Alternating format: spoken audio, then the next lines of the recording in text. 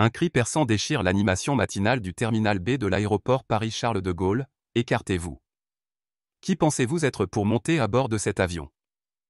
Les mots, lourds de mépris, jaillissant de la bouche de Pierre Lefebvre, un officier de police aéroportuaire au regard acéré et à l'uniforme impeccablement repassé. Devant lui, une femme noire, tirée sans ménagement de la file d'embarquement, fait face à son hostilité avec une dignité qui contraste avec la brutalité de la scène. Cette femme, Amélie Dubois, n'est pas une simple passagère. À 42 ans, elle est la PDG d'Aile d'Azur, une compagnie aérienne française de renom, mais aujourd'hui, elle se présente sous le pseudonyme d'Amélie Martin, déguisée en voyageuse ordinaire pour une mission secrète. Évaluer la qualité du service client de sa propre entreprise. Sous les yeux d'une foule figée, partagée entre choc et silence, Amélie devient la cible d'un homme dont les préjugés raciaux dictent chaque geste, chaque mot. L'aéroport, ce lieu de passage où se croisent espoir et destin, devient le théâtre d'une injustice criante, et la tension s'installe comme un orage prêt à éclater. Le soleil matinal inonde les vastes baies vitrées du terminal, projetant des reflets dorés sur le sol poli. Les voyageurs, pressés ou ensommeillés, traînent leurs valises et la roulette, tandis que les annonces en français, anglais et arabe résonnent dans les haut-parleurs. L'odeur du café fraîchement moulu flotte dans l'air, mêlée à l'effervescence des départs et des retrouvailles. Amélie, vêtue d'un tailleur gris discret et d'un foulard élégant noué autour du cou, un choix typiquement parisien pour passer inaperçu, se fond dans la masse. Elle porte une sacoche en cuir contenant quelques vêtements, une tablette et des documents professionnels sans logo, soigneusement rangés pour ne pas trahir son identité. En tant que PDG, elle a gravi les échelons d'une industrie compétitive, surmontant les obstacles du racisme et du sexisme pour imposer sa vision, une compagnie aérienne où chaque passager, quelle que soit son origine, se sent respecté. Mais aujourd'hui, elle n'est qu'une passagère parmi d'autres, observant chaque détail avec l'œil aiguisé d'une dirigeante. Elle note la fatigue des agents au comptoir d'enregistrement, la propreté des sièges dans la salle d'attente, et même l'efficacité du système de contrôle des bagages. Tout semble fonctionner, mais elle sait que les plaintes récentes de clients signalent des failles, retards, manque de courtoisie, erreurs dans les réservations. Sa mission est claire, identifier ces problèmes de l'intérieur, en vivant l'expérience d'un passager lambda. Alors qu'elle traverse le contrôle de sécurité, Amélie remarque un petit garçon d'environ 6 ans, vêtu d'un blouson bleu, errant seul près d'un kiosque à journaux. Ses yeux brillent de larmes contenues, et il serre un doudou contre lui. Sans hésiter, Amélie s'approche, s'agenouille à sa hauteur et lui parle d'une voix douce, presque maternelle. « Bonjour, petit. Tu es perdu? Ne t'inquiète pas, on va retrouver ta maman. » Elle lui prend la main et scrute la foule. Quelques minutes plus tard, elle repère une femme affolée, criant le nom de son fils, Julien.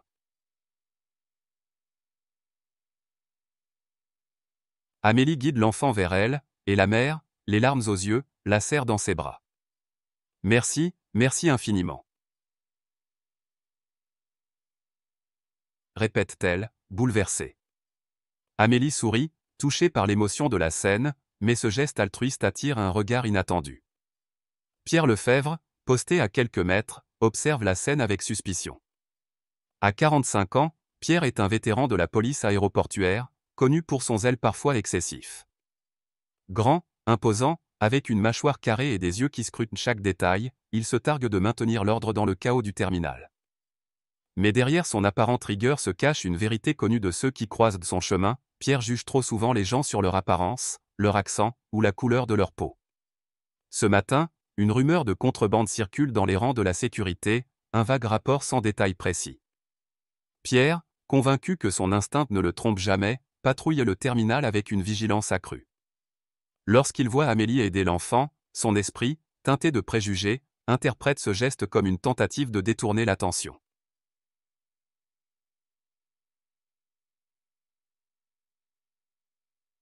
Pourquoi une femme comme elle se donne-t-elle en spectacle? Pense-t-il, son regard se durcissant.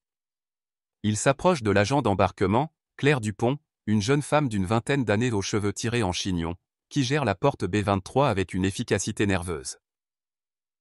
Cette femme là-bas, la noire avec le foulard, elle voyage seule. Demande Pierre à voix basse, pointant Amélie du doigt. Claire, surprise par la requête, hésite.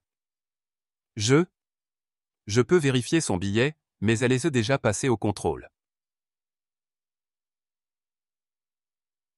Pierre insiste, faites-le. Quelque chose ne va pas avec elle. Claire, mal à l'aise, obéit et appelle Amélie alors qu'elle s'apprête à rejoindre la file d'embarquement pour le vol 345 d'Aile d'Azur. Madame Martin, puis-je revoir votre carte d'embarquement, s'il vous plaît? Demande-t-elle poliment, évitant le regard de Pierre. Amélie, légèrement perplexe, tend son billet et sa pièce d'identité. Bien sûr. Y a-t-il un problème? Demande-t-elle, son ton aimable mais ferme. Claire scanne le billet. L'écran affiche immédiatement que tout est en ordre. Tout va bien, Madame Martin. Vous pouvez embarquer, dit-elle, rendant les documents. Mais Pierre, immobile derrière le comptoir, ne semble pas satisfait. Ses bras croisés et son regard perçant trahissent une obstination ancrée dans ses préjugés. Madame, veuillez vous écarter, ordonne-t-il, sa voix plus dure. Amélie, toujours composée, suit Pierre à l'écart, près d'une baie vitrée donnant sur les pistes où les avions scintillent sous le soleil. En quoi puis-je vous aider, officier? Demande-t-elle, son regard direct rencontrant celui de Pierre. La question, simple et polie, semble irriter l'officier. Je veux m'assurer que tout est en règle. Vous voyagez seul? Ce sac est à vous? Amélie acquiesce calmement, ouvre sa sacoche et laisse Pierre fouiller. À l'intérieur, il trouve des vêtements soigneusement pliés, une tablette, un petit nécessaire de toilette et des documents professionnels, des horaires de vol, des données opérationnelles d'Aile d'Azur. Pierre s'arrête, intrigué. Ces documents? Ils semblent officiels. Vous travaillez pour une compagnie aérienne? Demande-t-il, son ton mêlant suspicion et curiosité. Oui, dans l'industrie aéronautique, répond Amélie, sans révéler davantage. Elle sait que dévoiler son identité compromettrait sa mission, mais la tension dans l'air est palpable. Pierre, frustré par son calme, insiste, vous n'avez pas l'air d'une employée de bureau. Pourquoi voyager sans uniforme? Pourquoi ces documents? Dans la foule, un jeune étudiant, Lucas, observe la scène, son sac à dos sur l'épaule. Âgé d'une vingtaine d'années, il est en route pour un semestre d'échange à Lisbonne. Le comportement de Pierre le met mal à l'aise, et il murmure à une passagère à côté de lui, une femme d'un certain âge en manteau beige, c'est injuste, non? Il la harcèle sans raison. La femme, Madame Lefort, hoche la tête. C'est scandaleux. Mais qui oserait s'interposer? Répond-elle à voix basse. Lucas, hésitant, sort son téléphone, prêt à filmer si la situation dégénère. Pierre, de plus en plus agacé par l'assurance d'Amélie, perd patience. Vous pensez pouvoir jouer les malins avec moi? Lance-t-il, sa voix montant d'un ton.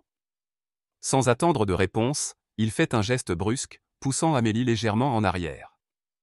Elle trébuche, son sac glisse de son épaule et tombe au sol avec un bruit sourd.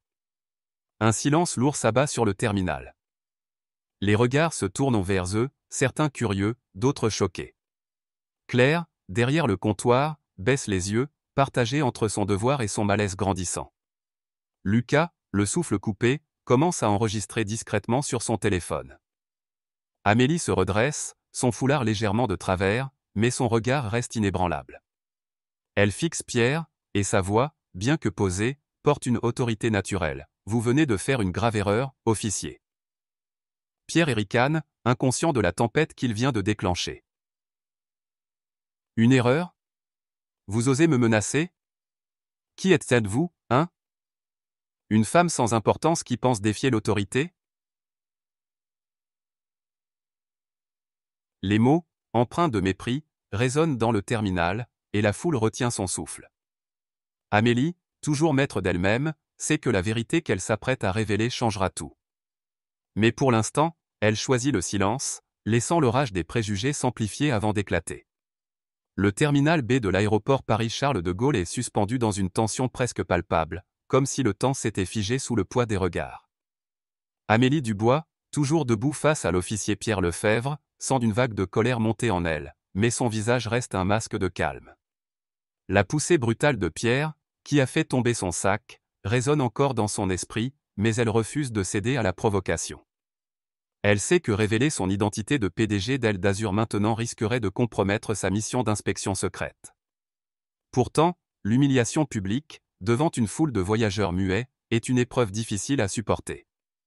Pierre, enhardi par le silence de l'Assemblée, ricane avec un mépris à peine dissimulé, une erreur. Vous osez me menacer? Qui êtes-vous, hein? Une femme sans importance qui pense défier l'autorité?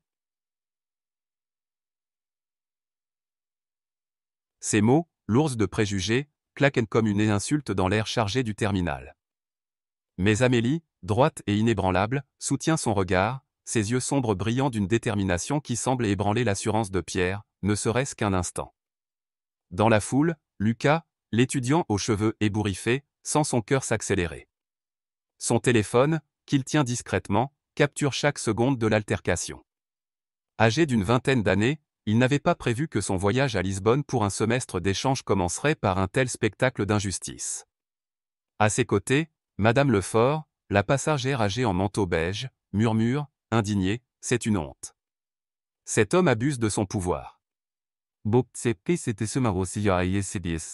Lucas hoche la tête, son pouce hésitant sur l'icône de diffusion en direct de son application de réseaux sociaux.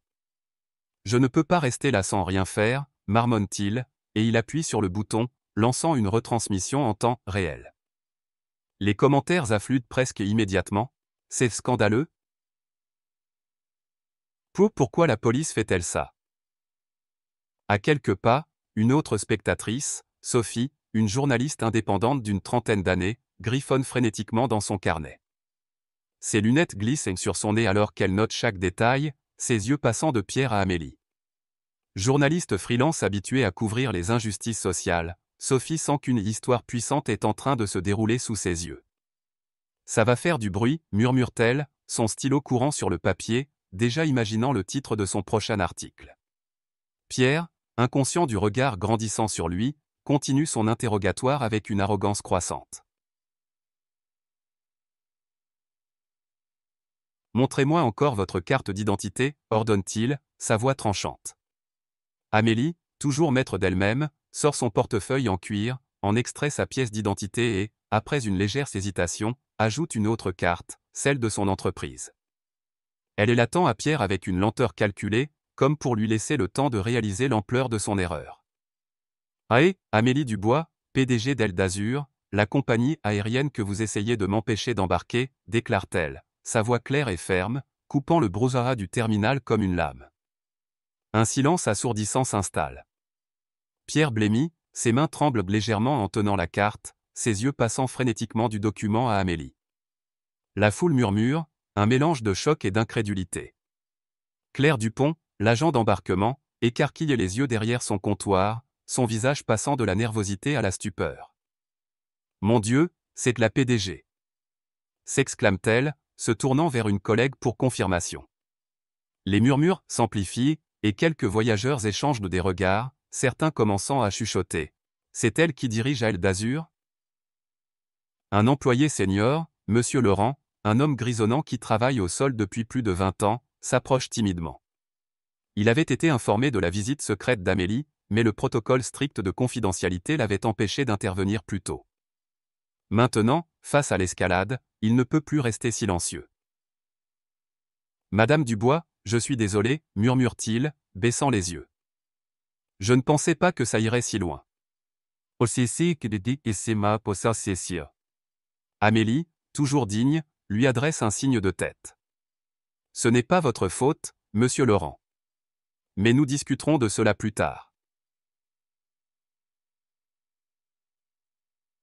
Sa voix, bien que calme, porte une autorité naturelle qui contraste avec l'agitation autour d'elle. Pierre, acculé, tente de se justifier, sa voix tremblante trahissant son désarroi. Je faisais juste mon travail. Il y avait une alerte de contrebande, je devais vérifier. Mais ces mots sonnent creux, et les regards accusateurs de la foule le font reculer d'un pas. Sophie, la journaliste, abandonne son carnet pour sortir son propre téléphone, filmant désormais ouvertement. Sa diffusion en direct, relayée par celle de Lucas, attire des milliers de vues en quelques minutes, les commentaires fusant « Honte à cet officier, justice pour cette femme ». Amélie, consciente que l'incident prend une ampleur incontrôlable, choisit ses mots avec soin. Elle veut éviter que la situation ne dégénère davantage, non pas pour protéger Pierre, mais pour préserver sa mission. « Officier, vous avez jugé sans savoir, dit-elle, sa voix vibrante d'une colère contenue. Ce n'est pas seulement une erreur, c'est une faute grave. Vous ne m'avez pas seulement insulté, vous avez manqué de respect à tous les passagers que je représente. » Ces mots, prononcés avec une clarté et une dignité qui imposent le silence, résonnent dans le terminal. La foule, d'abord passive, commence à réagir. Une femme d'âge mûr, portant un chapeau élégant, s'avance et lance à Pierre. « Vous devriez avoir honte. » Un homme en costume, probablement un homme d'affaires, renchérit. « C'est inadmissible dans un aéroport comme celui-ci. » Lucas, encouragé par la réaction collective, zoome sur Pierre, capturant son expression de plus en plus désemparée. Soudain, dans un élan de frustration, Pierre perd tout contrôle. « Vous pensez pouvoir me ridiculiser ?» crache-t-il, et, dans un geste impulsif, il lève la main et gifle Amélie. Le bruit sec de la claque résonne comme un coup de tonnerre, figeant la foule dans un silence horrifié. Amélie, une main sur sa joue, sent la brûlure de l'impact, mais son regard ne vacille pas. Lucas sursaute, son téléphone tremble dans ses mains, mais il continue de filmer. Sophie, les yeux écarquillés, griffonne à toute vitesse, notant chaque détail pour son article. La foule explose enfin, des cris d'indignation fusant de toutes parts, c'est scandaleux. Appelez la sécurité. Claire, derrière son comptoir, semble paralysée, ses mains couvrant sa bouche. Amélie, toujours droite, fixe Pierre avec une intensité qui le fait reculer. « Vous venez de frapper l'industrie aéronautique tout entière. » déclare-t-elle, sa voix vibrant d'une autorité qui transcende la douleur. « Et croyez-moi, cette gifle aura des conséquences. » Les agents de sécurité de l'aéroport, alertés par le tumulte, arrivent enfin. Deux officiers en uniforme bleu s'approchent rapidement, l'un d'eux posant une main ferme sur l'épaule de Pierre. « Monsieur, venez avec nous, » ordonne-t-il, tandis que l'autre s'adresse à Amélie avec respect. « Madame Dubois, nous sommes désolés pour cet incident. Permettez-nous de vous escorter à bord. » La foule, encore sous le choc, commence à applaudir timidement, quelques voix criant « Bravo pour votre courage !» Amélie, ramassant son sac avec une dignité intacte, suit les agents vers la passerelle d'embarquement. Claire, bouleversée, s'excuse à voix basse, « Je ne savais pas comment intervenir. » Amélie lui adresse un sourire rassurant. « Ce n'est pas votre faute.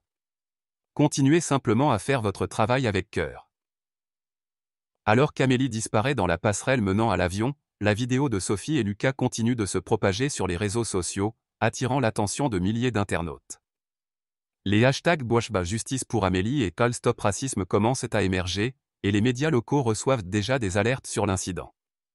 Pierre, escorté hors du terminal sous les regards accusateurs, sent le poids de son erreur s'abattre sur lui, mais il est trop tard pour revenir en arrière.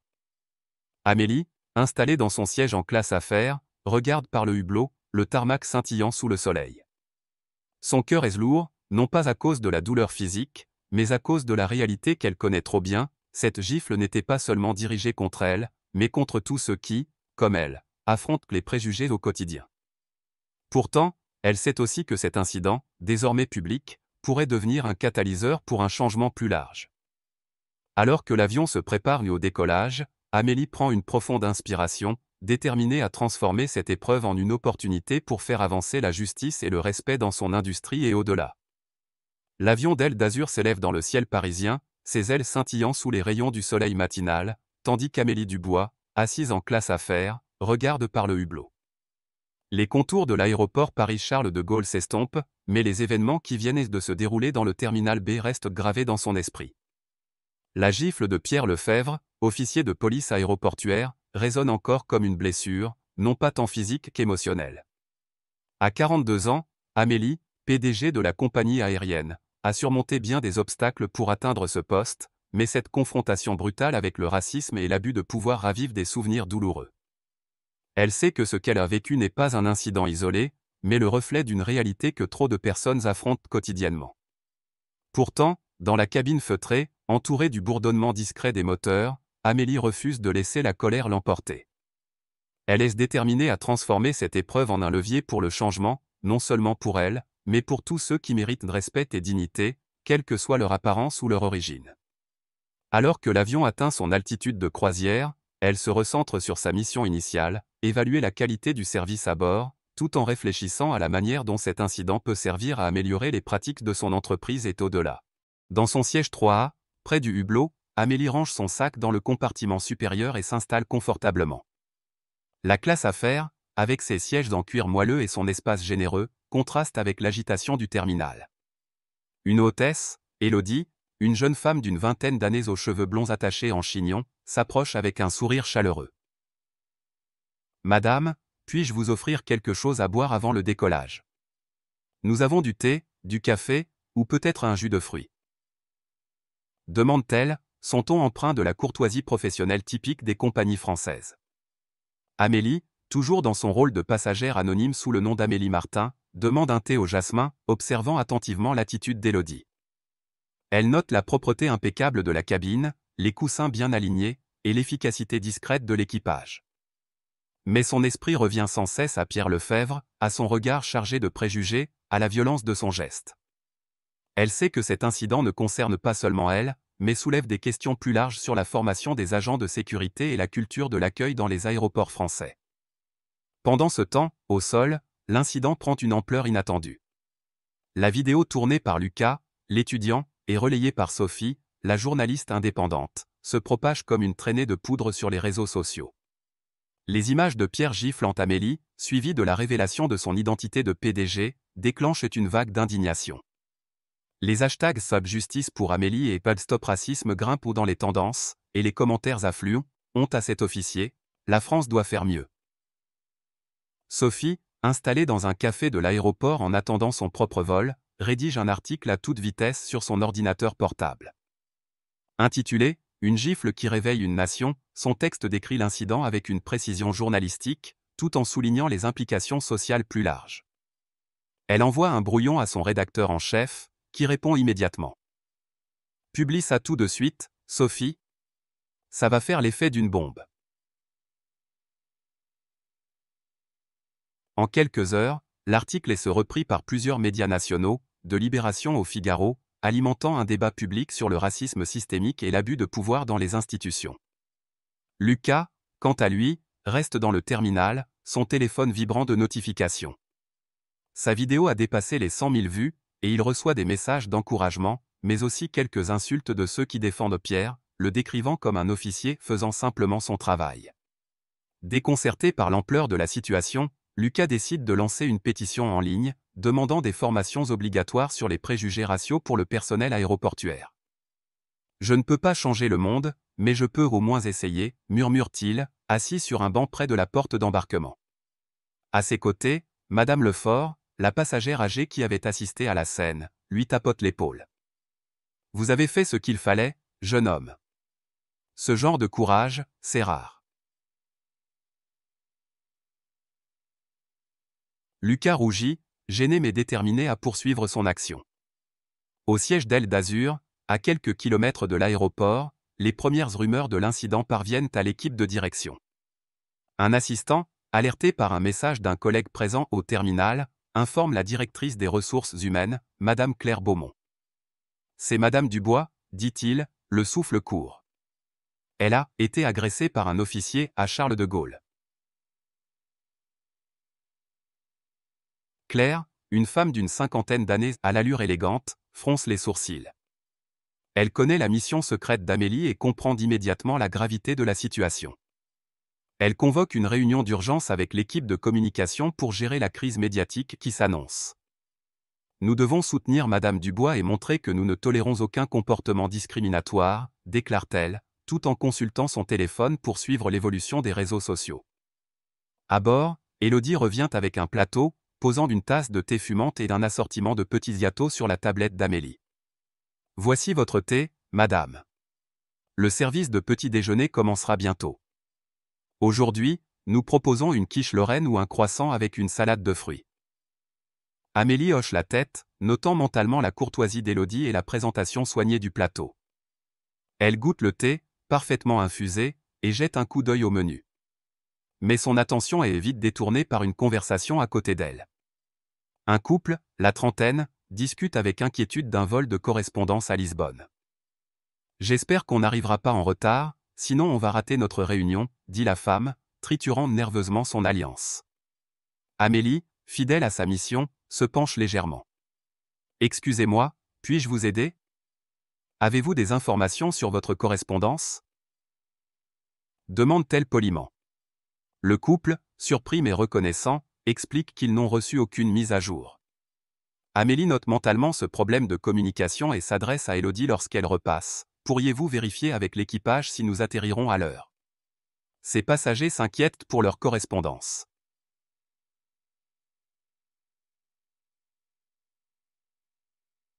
Impressionné par l'attention d'Amélie, acquiesce.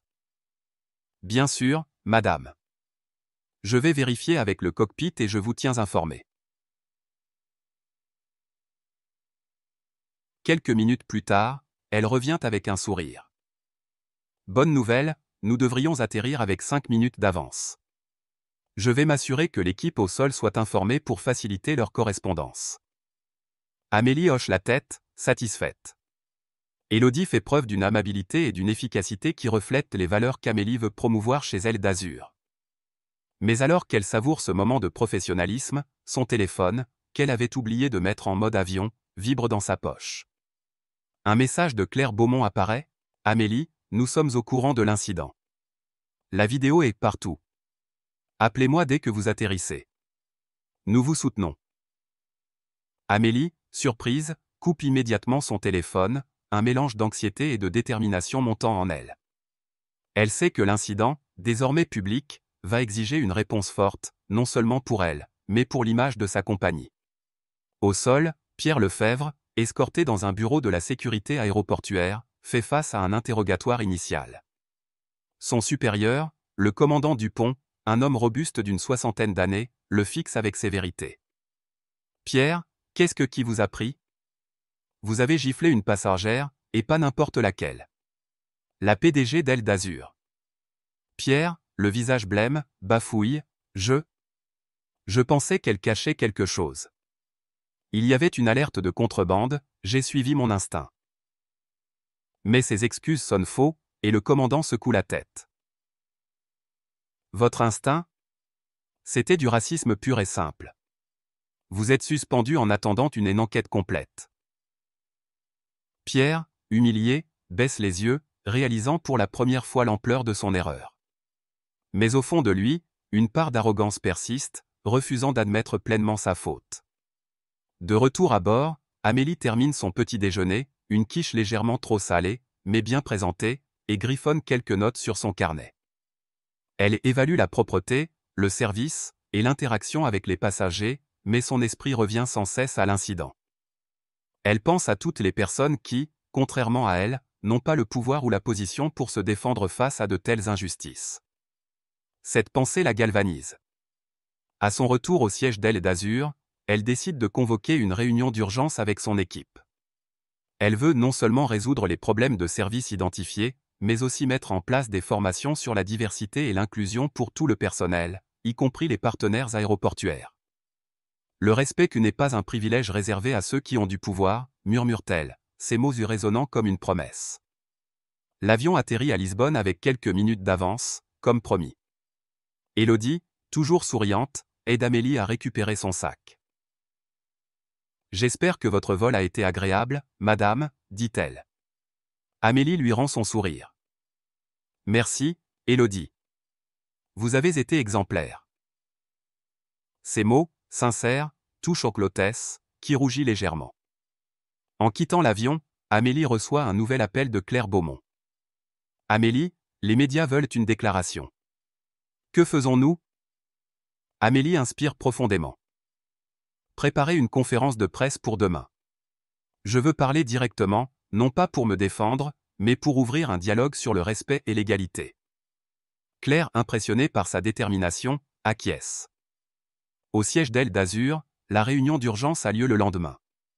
Amélie, vêtue d'un tailleur bleu marine, prend la parole devant son équipe.